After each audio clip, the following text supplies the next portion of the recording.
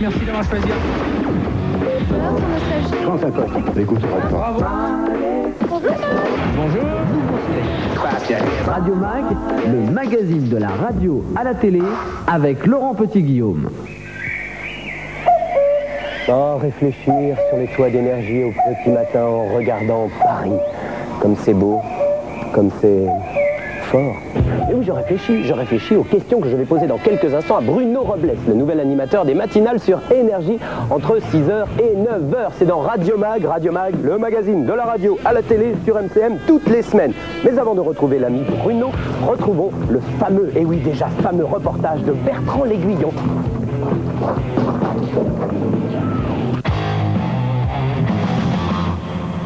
C'est le Conseil supérieur de l'audiovisuel, le CSA, qui attribue une fréquence à telle radio plutôt qu'à une autre. On pourrait penser que maintenant il y a un équilibre entre les principaux concurrents et que tous arrivent à couvrir le territoire. Eh bien non. 13 ans après que le gouvernement ait libéré les ondes FM, il reste beaucoup de villes encore où vous ne pouvez pas entendre votre radio préférée, mais à la place, ça. Parlez de ce sujet aux patrons de radio et cela leur fait grincer les dents. Nous nous battons et nous demandons au CSA de nous donner les fréquences pour nous, pour nos auditeurs, pour que notre radio puisse être écoutée. Donc ce que je crois aujourd'hui, c'est que tous les grands réseaux se trouvent dans la situation où il leur manque quelques fréquences dans des grandes villes ou des villes moyennes. Et il y a une politique à adopter qui est de dire voilà, il y a 5 grands réseaux, ces 5 grands réseaux doivent couvrir le territoire. C'est-à-dire que je pense qu'il faut arrêter d'avoir forcément une stratégie qui est une stratégie de peau de panthère, mais une stratégie en revanche où les grands réseaux pourront être représentés dans toutes les grandes villes sans qu'il y ait à chaque fois des problèmes d'attribution si complexes. Et ce qui est assez marquant, c'est qu'aujourd'hui, Énergie a une 50aine d'émetteurs de plus que nous et que nous sommes devant, en audience instantanée, en part de marché, malgré cet handicap important.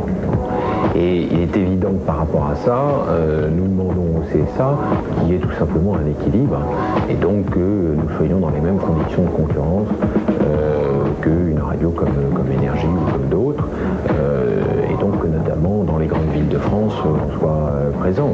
L'attribution des fréquences dépend d'une autorité indépendante qui est le Conseil supérieur de l'audiovisuel, donc ça ne concerne pas directement l'État. Par contre, c'est vrai qu'on ne comprend pas toujours le mode d'attribution des autorisations. D'un côté, on a l'impression que des radios qui fonctionnent bien, qui créent des emplois, n'obtiennent pas toutes les fréquences, toutes les licences d'émettre qui leur permettraient de se développer, et qu'on donne une préférence à des radios dont le projet est plus incertain et qui déposent leur bilan quelques mois après qu'elles aient démarré. Alors à Paris, en tout avec le service public, il y a 50 fréquences à Paris, elles sont toutes attribuées, ce qui permet d'ailleurs une grande diversité de programmes, mais il y a des villes où le relief et la zone d'utilisation hertzienne ne permet pas d'en avoir davantage. On ne peut pas distribuer ce que l'on n'a pas. Si le CSA gère une pénurie de fréquences, toutefois, il n'oublie pas de privilégier les radios publiques comme lui indique la loi. Par exemple, France Inter dispose de 445 fréquences FM, alors que Radio Monte-Carlo n'en a que 96, soit environ 4 fois moins. La différence est de taille. Le service public a un statut d'exception, c'est-à-dire qu'il préempte, avant que les fréquences ne soient offertes au marché, il préempte pour ses besoins. C'est la question de savoir quels sont ses besoins. Et on peut s'interroger effectivement sur le nombre extrêmement élevé, 1800 je crois, des fréquences dont dispose le service public. C'est-à-dire qu'à lui seul, il dispose de plus de fréquences que ses 3 principaux concurrents. Donc là, il y a une situation qui effectivement est préoccupante. Et je pense qu'il faudra bien un jour se poser la question de savoir qu'est-ce que c'est que le service public et quelles sont les missions du service public. Car il est tout à fait normal et naturel que le service public qui vide la redevance dispose des fréquences pour remplir des missions de service public. La question est de savoir où s'arrête la mission de service public. Avec l'apparition d'un secteur privé, le service public aurait dû redéfinir sa mission en disant ben voilà, le secteur privé répond aux besoins solvables, c'est-à-dire aux besoins qu'on peut convertir en recettes publicitaires et ne s'occupe plus que des besoins où le secteur privé ne peut pas aller parce qu'il n'y a pas de ressources, comme une radio comme France Culture par exemple. Bon. Malheureusement, le service public a gardé l'ensemble de son champ d'action comme s'il n'y avait pas de secteur privé, la radio. Et il se trouve aujourd'hui prendre une place y compris dans la manière dont il intervient sur le marché publicitaire, par son accès qu'il lui est fait au marché publicitaire, qui constitue une réelle concurrence déloyale et qui, à mon avis, est préjudiciable pour le service public puisque sa mission n'est plus clairement définie. Oui, il y a une différence voulue par le législateur entre le service public, parce que c'est un service public, et les services privés. La loi dispose que le CSA attribue en priorité au service public les fréquences dont il a besoin pour exercer ses missions de service public.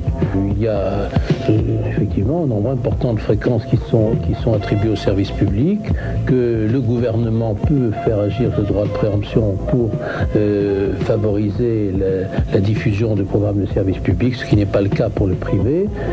Mais il faut dire que les fréquences de la bande FM ont d'abord été uniquement attribuées au service public pendant de nombreuses années, jusqu'à ce qu'arrive en 1981 cette explosion de la bande FM. Et aujourd'hui, toutes les demandes sont étudiées, sont analysées, les dossiers sont instruits, et puis il faut bien à un moment donné trancher. C'est ce que fait le Conseil supérieur de l'audiovisuel, en essayant de diversifier l'ensemble du paysage radiophonique. Espérons que la technologie puisse faire avancer le schmilblick et que cette diversité soit une réalité dans toutes les villes. Et qu'un jour, chacun puisse dire, comme ce directeur de radio, poète et philosophe, bon, chez nous, on a l'eau, on a l'électricité, bon, pourquoi Skyrock, il descendrait pas des nuages? Car une fréquence en plus dans un petit coin de France, c'est comme un rayon de soleil qui réchauffe le cœur. Eh ben dis donc, tu parles d'une affaire, toi. Merci Bertrand L'Aiguillon pour cette belle enquête, ce beau reportage, ce beau dossier. Retour énergie sur les toits d'énergie, non pas à la rencontre du troisième type, mais à la rencontre du type qui le matin réveille la France sur énergie, en l'occurrence Bruno Robles. Bruno Robles.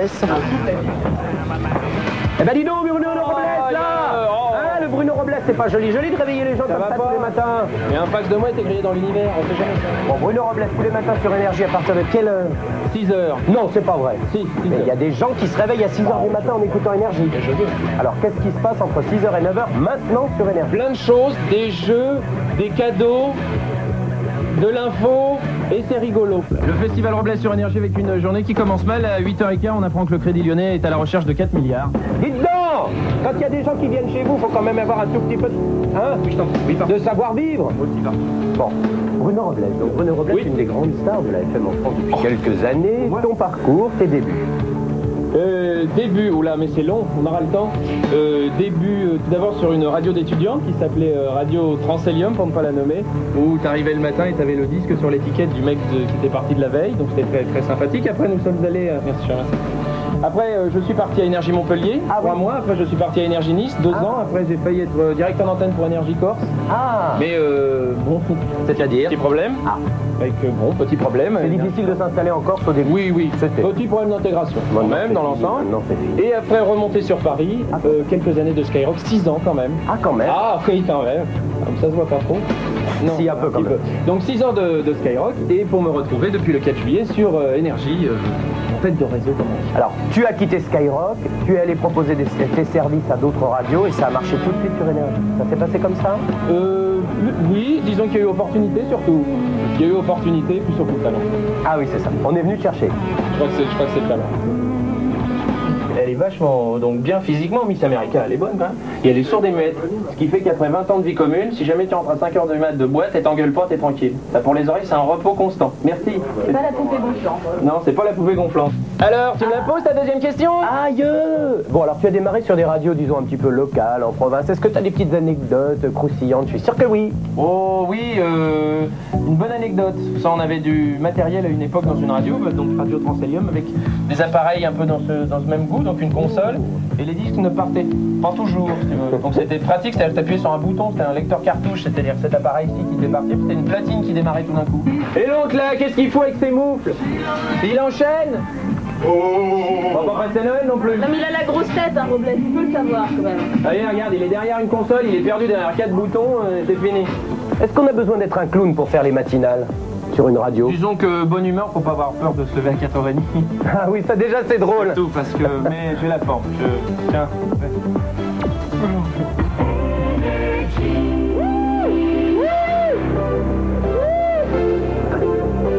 Van Halen avec Jump sur Énergie. Dans un instant, interview exclusive de David Copperfield depuis le temps qu'on vous tient en haleine avec ça.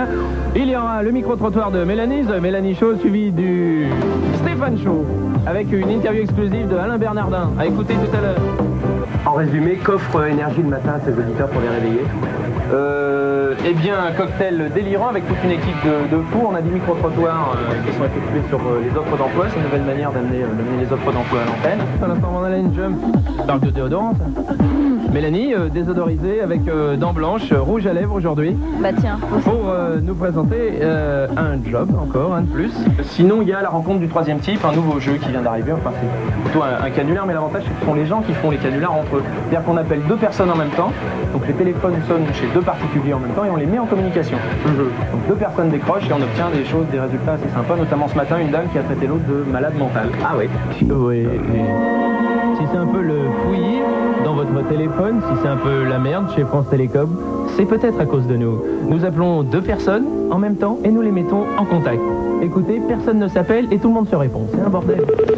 Et oui, Tata Jeannette va encore frapper dans Radio Mag. Tata Jeannette qui écoute les radios en général et qui aujourd'hui propose à notre ami Bruno Robles de Énergie d'écouter une autre matinale. Écoute bien. La sélection de Tata Jeannette. Skyrock. Donc tu t'emmerdes toi-même. Tu t'emmerdes toi-même. Hey, j'ai des nouvelles de cinéma, mais un petit peu bizarre. Il y a un film qui est sorti il y a 3 semaines là, qui s'appelait L'ours en peluche. L'ours en peluche, c'est un film de Alain Delon. Alain Delon. Oh les mecs, quoi, vous vous souvenez Alain Delon? Non. Bah, c'est le mec qui a fait l'ours en peluche. D'accord. Les monstres sur Skyrock. Pince-moi les couilles, je rêve.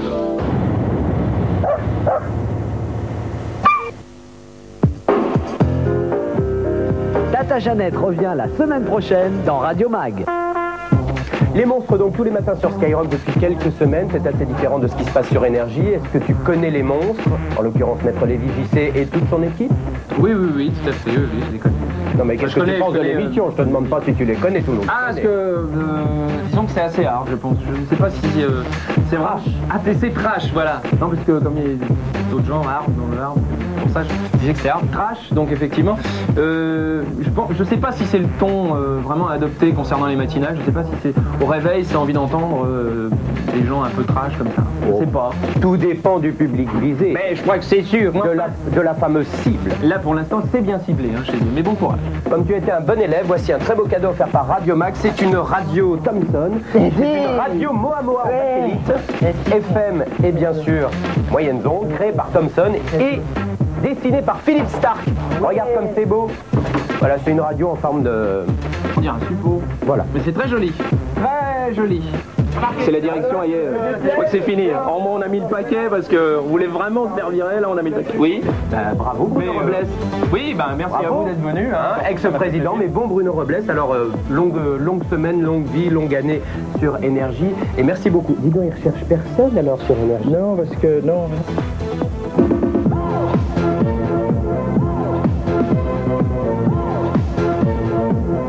Voici venu le moment des infos de Radio Mag. Un Parisien profitait de ses week-ends dans sa maison de campagne à Troyes pour faire de la radio pirate en occupant la fréquence 100.8 FM. Tantôt Paris FM, tantôt Passion FM. Jean-Marc Collache s'est fait saisir son matériel et mené devant les juges le 12 octobre dernier. Il risque quand même une amende de 500 000 francs. Ce sont les autres radios de Troyes qui ont dénoncé ce pirate car elles en avaient marre de se faire charrier par cette radio fantôme. Jean-Louis Foulquier a retrouvé une salle pour son pollen sur France Inter. Désormais tous les mardis et mercredis, il accueille des artistes francophones et un public dans la salle de concert parisienne, l'Opus Café. Voltage FM.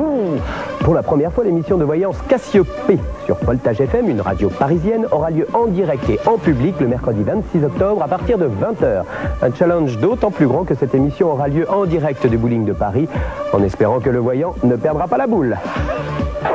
Énergie. Énergie s'installe au soleil, prochainement en Nouvelle-Calédonie, en envoyant tout simplement par la poste ses jingles et ses programmes musicaux à Joker 2000, une radio installée à Nouméa. Et puis bientôt à Tahiti, sur les programmes de Sun FM, qui souhaite retransmettre les programmes d'énergie par liaison téléphonique spécialisée. Reste au CSA à valider cette autre envie de bronzer. Chérie FM. Chérie FM vient d'équiper ses émetteurs du système RDS, ce qui signifie que muni d'une radio équipée de ce système, vous pourrez suivre sans tourner le bouton